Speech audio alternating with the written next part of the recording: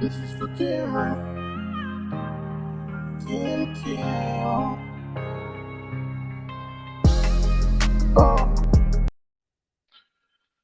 What is up, Mountaineer and college football fans? We've got an exciting show for you this afternoon.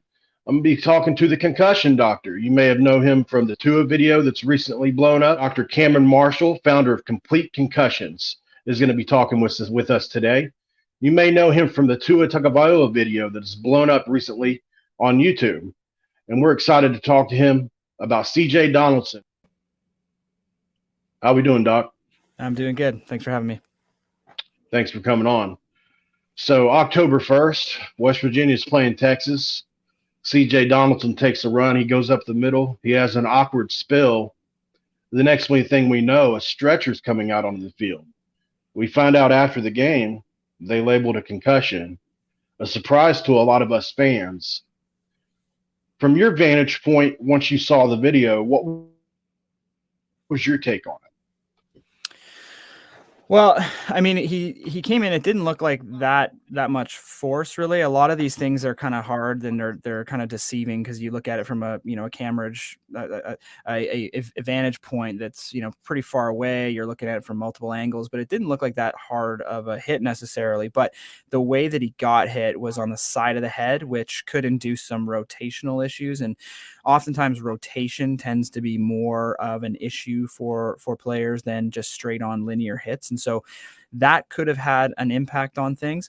But the thing that concerned me, and I think what probably concerned the therapy team, is when they actually, he apparently reported some issues with numbness and some kind of sensory issues.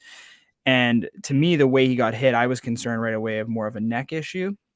And most importantly, spinal cord, which is likely why they brought out the stretcher and kind of ushered him off in that way to begin with, was probably the big concern with any time that you get a head injury. If you get enough force to cause a concussion, you can also do some damage to the spinal cord and neck. And so if he reported, kind of some numbness issues, that was my initial take, was like, it looks like maybe there's some spinal cord involvement. And then when you bring out the stretcher, that, okay, that's their concern too, right? You don't need a stretcher for a concussion injury. It's kind of the coincidental piece of that. Yeah. Really interesting. And so it's kind of been very little noise coming out of Morgantown on CJ over the last couple of weeks. West Virginia fortunately had a bye week after that game. And as we prepare for Baylor this week, head coach Neil Brown does a press conference in which he finally addresses the situation. They do label it as a concussion. And then doing some extra research, I was able to find these 5 phases, and you say 6 phases technically that these patients go through. Can you touch on these phases and tell us what the doctors are looking for in each phase? And possibly what a relapse or something along those lines would look like for a patient in each phase, if you can do that. Yeah, sure. So this is what's known as the graduated return to play protocol. And it's a phased approach, and we gradually increase the intensity of activities to try and see if anything triggers an increase in your symptoms. And so you kind of start off with phase 1, which is a bit of like a rest phase. Let's take it easy for at least 24 hours. Then after that, let's start doing some light kind of cognitive, light physical based activity to see if that provokes anything. If that doesn't increase your symptoms at all, then the following day, then you can move on to a slightly increased activity to see if that does anything. Then you can move on to what's called non-contact practice. This is usually when it's like, okay, you're dressing, you're running routes, but you're not engaging in any type of contact at all, but you're doing more sport-specific type skills.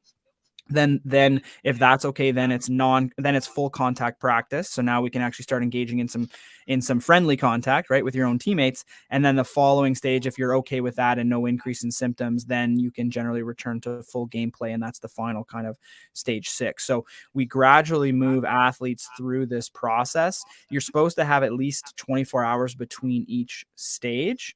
And for those that saw the video I did on Tua, this is a symptom-based approach, and that's really the problem that's going on in concussion right now, is that we rely on athletes to tell us their symptoms at each of these stages. There's motivation from the athlete to potentially say, no, I'm feeling good at each stage because they want to get back too.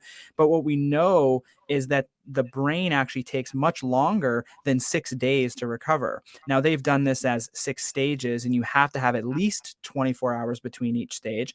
But the shortest period of time you could do is 6 days, which works out really well in something like college or NFL football, because guess what? We play, every 7 days. So a 6-day protocol works out really, really well if you're, the football organization, that's trying to get that athlete back, or if you're the athlete that's highly motivated to come back to that game.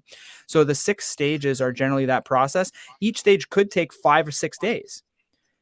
Or it could take, but it has to take at least 24 hours. And so that's kind of the graduated process that he'd be going through right now. Interesting. And so what would take somebody, let's say somebody's moving along at a good pace and you're moving this along to every 24 hours. What would be some concerns that a doctor would have that would hold this up 5 or 6 days in between stages? Just an increase in symptoms generally. So if I say, so our protocol typically is, we're putting you on the treadmill as your light physical activity, or we're putting you on a bike. And if I start ramping up your heart rate, and when I get you to 150 beats a minute, you're like, oh, I'm feeling dizzy, I have a headache. Okay, you're not there yet. And so now the next day I bring you back in and we try that again. And we kind of keep trying that periodically until you're able to get to that full exertion level with no increase. Okay, good.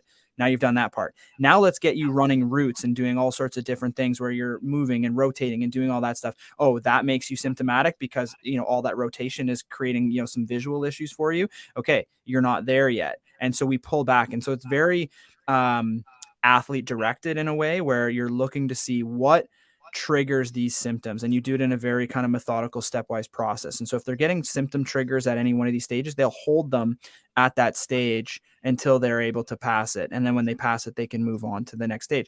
But again, you're relying on an athlete to tell you the truth, right? And so if they're kind of hiding stuff, that's where you can run into trouble. Or if you have a medical staff that's highly motivated as well, they may, not push you to that full exertion. They may stop short in order to let you pass that stage. So there's all sorts of things that could potentially go wrong with a scenario like this.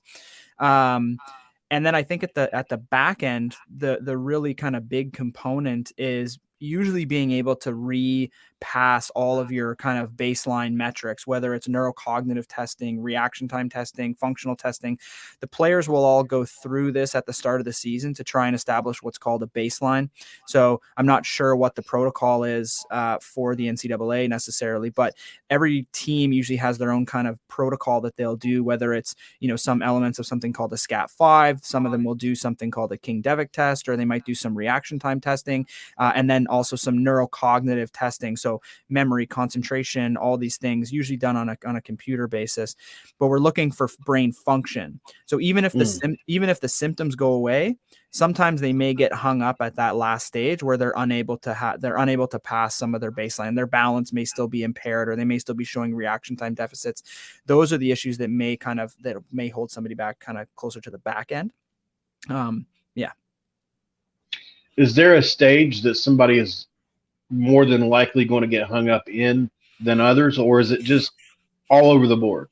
Luck of the draw. Everyone's different. Some people get hung up on the initiation of exercise. Some people get hung up on rotation. It depends on what the issues are. Some people, if they have an issue with their vestibular function, which is kind of the little sensors in your ears that tell you kind of where you are in space and how much motion there is, that person may be fine with linear exercise. We get them on a bike or a treadmill, they're fine. But when we put them in the sport specific environment where they have to run downfield and turn, everything starts to spin for them. So that player may get hung up at that stage, versus the other player may get hung up at the initiation of exercise or getting their heart rate to that extreme level, or everyone's really different. So you kind of have to take it through that process. Awesome. So looking at this I want to talk to you about CTE just for a second. And so your video with Tua was so informative for me. It really caused me to jump in and research some stuff about this sport that we all love, but at whose expense? Because we love these kids too, these players. And so when I think about some of these guys and what they've gone on to do in their lives, I just wonder how many have been prevented from doing that as well. And you made some really good points about how concussions can stack on top of one another, and how they're used on a 100 scale, a percentage based energy. Can you educate some of our viewers about that? So the energy that I'm talking about is actually the energy that's produced by the cells in your body. So when you eat food and you breathe in oxygen, there's chemical processes that happen inside the cells of your body, including your brain cells, where it goes into a little piece called the mitochondria, and that's what produces a compound called ATP. And ATP is the energy molecule that's used by your body. So all the cells in your body, your muscles, your brain, your nervous system, everything uses ATP, and it's produced by the mitochondria in your cell. After a concussion injury, the mitochondria becomes dysfunctional because of some chemical processes that happen. But because the mitochondria becomes dysfunctional, we're unable to produce energy. So what you get is, after the injury, you get this initial electrical storm that causes the first initial symptoms. That tends to subside, but over the next few days is when that energy stores start to drop, because our brain is not producing the amount of energy that's needed. And so if that energy comes back up to normal, the research shows that if you get another concussion, once the energy stores have fully reset, which takes a few weeks in humans, but if you get a second concussion, the evidence shows that you just go through the same process again. So it's just another concussion. Whereas if you get a concussion when your energy levels are already low, like you already have some dysfunction there, meaning that you're not fully recovered, there's ongoing brain injury, you get another concussion there, well, then you drop even further because your starting point is low. And then that's when they become cumulative. So there's this idea that you typically hear in like the media that says, well, concussions are cumulative. And that's not necessarily the case, because what we see is that a single concussion that's allowed to fully recover is actually just a single concussion. And another one that happens is just another concussion. We don't create that same cumulative, because if you picture this, your energy stores drop, they come back up, then they get hit again. Well, they just drop again because your starting point is still back at 100%. Whereas if you get a concussion and then you get another concussion down here, well, then your starting point is here. So you drop even further. And your brain can sustain a drop in that energy by about, 20, 30, 40%. That's okay. But it's when it gets down below that kind of 60% kind of level is when you start actually, the cells can't survive. So you start creating permanent damage. And that's the issue with cumulative concussions. So the study that I talked about in that video is we always do this on mice, because we can't just tell a human to show up on Tuesday and we're going to give you a concussion and then come back next week and we'll give you another one. But with too mice, bad. Yeah, with mice, we can do that.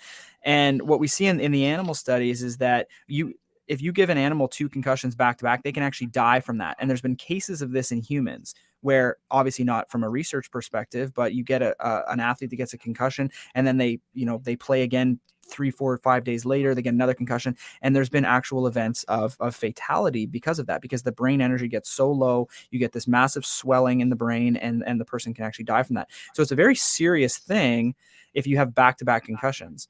So the big kind of issue here is the concussion recovery. So that's in the initial phases. But if you look at something like a CTE, there's evidence to show that it's that cumulative nature where people are not recovering fully, getting another concussion, another concussion, another concussion, another concussion. That's what creates some of these long-term issues. And it also is what creates kind of some of this permanent stuff that starts to happen over the long run. There's a really, really great study that's been done on this, again, in animals. But if you picture this study, there's a group that got no concussions. Then you had a group, and then the other 3 groups each got 5 concussions. But the only difference was how spaced out they were. So group 1 got a concussion every day for 5 days. Group 2 got a concussion every week for 5 weeks. And group 3 got a concussion every month for 5 months. And then they checked in with them a month later. Well, so a month after the final injury, the group that got a concussion every day for 5 days was still impaired. But the group that got a concussion every month for 5 months showed no difference than a group that never had a concussion. Right. Wow. So it's not necessarily the number of concussions you get, but it's how close together they were. And when they checked in on these animals 1 year later, the group that had a concussion every day for 5 days was still impaired. And the group that had a concussion every month was, again, no different than a group that had never had a concussion. So the big question here that I kind of posed in that video is, do we have a concussion problem? Or do we have a concussion management problem? We spend all this time, and the NFL We spend all this time trying to say, how can we prevent concussions? Well, you're never going to prevent concussions. They're going to happen when you put athletes on a field chasing the same ball and hitting each other. It's going to happen. So that's not really the goal. But when it happens, how can we ensure that we take better care of athletes so that by the time they go back to play, their brain has recovered? And I think that, based on what the coaches said, he said 4 to 6 weeks, correct? Right. So what we've been told.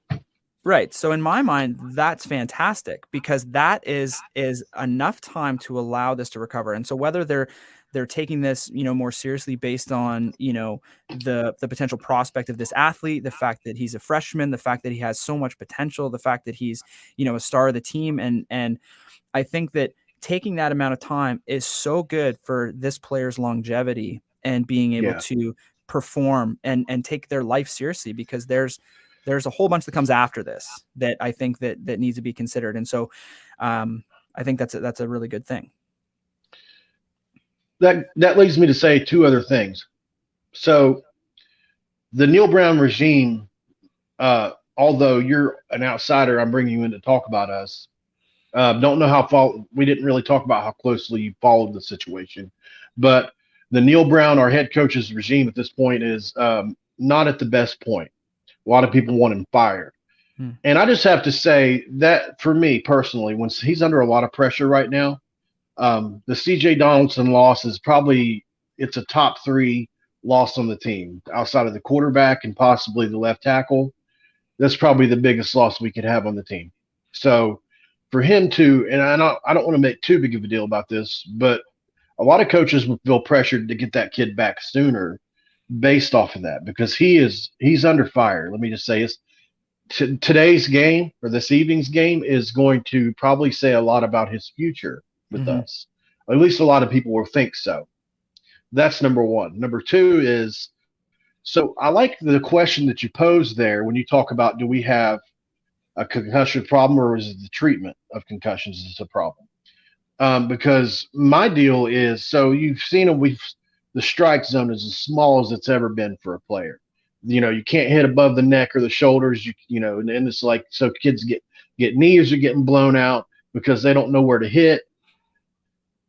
If what you're saying is true, would the helmet-to-helmet hits really matter anyway if they knew how to treat them? Do you know where I'm going with this? Because they've erased the strike zone for people to hit. And it's almost like, as a result, it's almost more dangerous now. Yeah, I mean, it's tough to say. I think that, we do what we can to try and prevent injury. And I don't want to necessarily take away from the idea of trying to prevent, because if you can prevent, then the management side doesn't really matter. But I think that, like, for example, in the NFL, when they got rid of, head contact, and we've looked at the data since the no head contact rules have been imposed, and it shows very little to any difference in the terms of concussion rate.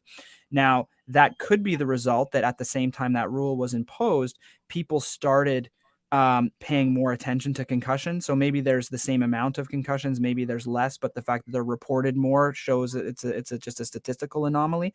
But so far, from what we can look at on the outside, is that, the head-to-head contact rule hasn't really reduced the number of concussions at all. Like, they're still going to happen. They're going to come with, hitting your head on the turf. They're going to come if somebody goes to hit another player, they get a knee in the side of the helmet, that still can cause a concussion. I think that there's value in trying to reduce the amount of intentional head hits. I think there's value there. Whether or not that actually reduces an overall reduction in concussion, I think still remains to be seen. Do you have an opinion on it? And I don't mean to put you on the spot. We didn't talk about this, but do you have an opinion on what is the best way to limit concussions in the NFL and college? Is it an equipment issue? Is it the strike zone, or are they doing the best they can? It's really, really hard to say, because you could say, well, it's an equipment issue. And I've heard some people make that argument that the fact that they have this big protective helmet turns them into a bit of a battering ram, and they're more likely to maybe lead with their, they can lead with their head and not really have the fear that they're going to get hurt. Whereas, well, if we remove the helmet, they may not, may be more protective of their own head. So the people will point to a sport like rugby. Rugby has more concussions than football does. Now, is that just because the nature of the sport is different. You're going into scrums and you're doing things like that. And so it's not necessarily an equipment issue, but the nature of the sport.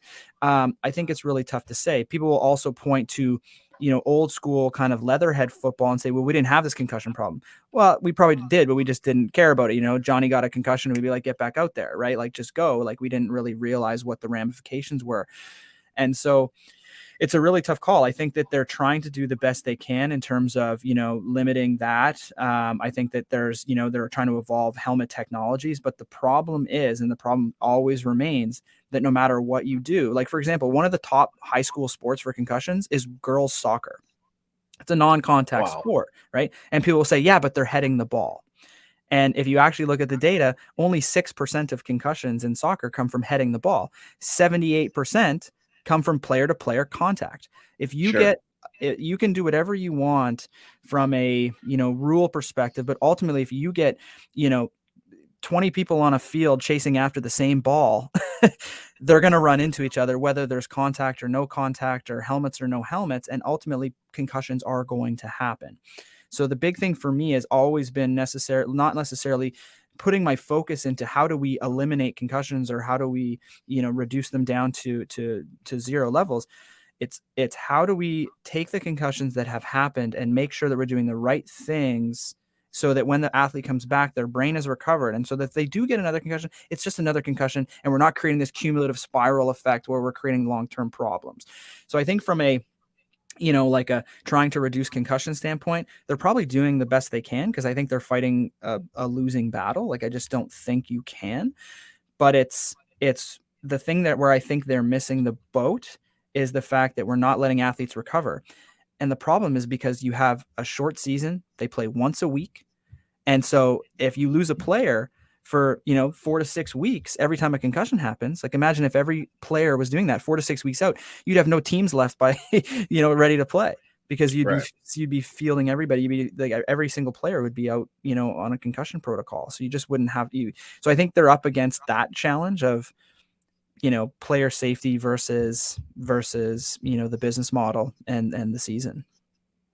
I want to talk about one of your earlier points before we wrap this up, and that's, you were talking about how kids, this is a situation where they're being asked, how do you feel? Can you come back? I mean, I don't know what exactly goes into that, but basically it's up to them to tell people how they feel. And unfortunately, especially in football, there's this stigma, you hear that, rub some dirt on it, right? And so it's like almost those two thoughts are battling each other. And in a lot of players, this is a male-driven thing. It's almost like you're going to say that I'm weak by admitting to some of these symptoms that you're having. And so I think a lot of this can be at least helped by eliminating that stigma. It's okay to say that you're not okay. Mm-hmm. That's something, in a field that I've been in the past, the counseling field. That's a huge issue with males. They don't want to talk about their feelings or things like that, and women too that have become kind of trauma. But so it's to me anyway, that's at least one thing that can be maybe some headway be made in that department. Yeah, you're talking about something which they refer to it as a culture of sport issue. So what we've tried to do is improve education. Well, if we could just teach the coaches what to look for, if we could just tell the players that, like, if you feel these symptoms, you should tell somebody that it's a concussion. But what ultimately, you could teach them all you want. And the research really shows this, is that education by itself does not improve the intention to report. It does not improve reporting behavior. It doesn't do anything to actually improve this. So really what you're dealing with is a culture of sport issue. And so a lot of that stems from changing the stigma, which is a difficult thing to do, because you have a coach that, maybe played hard-nosed football when they were younger, and now they're there and they're encouraging, like, suck it up, buttercup, let's go. And then you have also the other players on the team, which may be the same thing. And, like, everyone receives praise for, Johnny broke his hand but finished the game, and these types of things. So there's this kind of unspoken reality that you play through injury. And so it really makes it difficult for a player on this one injury, we say, no, wait, for this one, you don't. and it's hard to get that concept through. So I think there's a lot that has to happen, and I think the conversation is gradually evolving, which is good. But I think that's the challenge, is the culture of sport. How do we change that? I feel I've gotten several lessons worth of education just from talking to you today. The culture of sport thing blew my mind, because it really is. How can you, football is a tough man's game, and it never won't be. And I think that the reality of the situation and kind of the paradox is that, It's a paradox. when it comes to concussion, if you actually report it, you can get back sooner. And again, so we've seen studies where if athletes continue to play in the same game with their concussion, what it does, I was talking about these energy levels, right? What it does is it increases your body temperature. And if you increase your body temperature after having a concussion, it actually it increases the amount of release of the chemicals that affect your energy production. And so what we see is that if players play for an extra 15 minutes after receiving a concussion, their recovery time goes up by several weeks. And if they continue to play for half an hour or an hour after getting a concussion, it goes up even longer, because you're releasing this chemical called glutamate as your body temperature elevates. And that is what actually leads to the mitochondrial issue.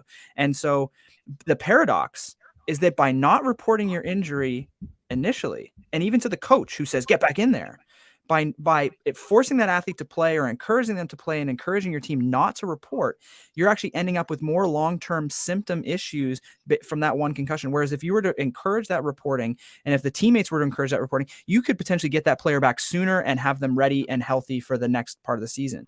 So it is a paradox in this particular injury, that by playing through this injury, you make it much, much, much worse. And not even from just the risk of getting another concussion. It's the body temperature elevation that comes from working and sweating and all that stuff. Generally, the protocol now is get a player who's had a concussion, get them off the field, get their gear off, get them in the shade, and try to cool their body temperature down as much as possible, because that can potentially improve recovery and speed recovery times, because it reduces the amount of that chemical released, right? So there's a whole bunch of things here that come from not reporting that actually make this worse. And so if we can educate people on that and spread that idea that the paradox is, by not reporting, you actually are going to be not able to play for longer. You're actually being worse on your team. It's not heroic. It's actually stupid, because now you're going to miss the whole playoffs, right? You would have missed a game, and now you're going to miss 5, you just screwed everything up. And so maybe that's something. I don't know. Dr. Cameron Marshall, wonderful, wonderful guest. Really learned a lot. I think the viewers will have too. Real quick, tell us where everybody can find you, whether it be social media, your YouTube channel that's starting to become incredibly successful, doing an awesome job with that stuff. Yeah, thanks. Social media, I mostly hang out on Instagram. My handle is @concussion_doc. And I also have a company of concussion clinics. We deal a lot with sports. We work a lot with athletes all over the place. We have about 450 clinic locations worldwide. That's called CompleteConcussions.com. So if you want to find, if you're working for amateur sport and you want to see if there's a clinic in your area that does this protocol stuff well, then go to CompleteConcussions.com. YouTube, it's the Complete Concussion Management YouTube channel. And so we do all sorts of concussion related stuff. There's all sorts of information on there, just respect to concussion and some of the stuff I'm talking about here, with a little bit more, slides and stuff that you can actually see, some of these studies I'm talking about. So you can check that out too, if you're interested. Awesome job. My name is Mountaineer Paul. You'll be able to see this on 2 different channels. It'll be on Mountaineer Paul Talks Football. It'll also be on the Mark Rogers Show, the voice of college football. Whichever one you see this on, please please subscribe, and please go give Dr. Cameron Marshall and Complete Concussion Management. Look them up, man. They do some awesome stuff over there. I'm excited to see, hopefully, doesn't have to be about a specific player, but excited to see what he puts out next. And you have been here with Mountaineer Paul and Dr. Cameron Marshall. We thank you guys. West Virginia plays Baylor tonight. Let's hope West Virginia walks out of Mountaineer Field with a victory.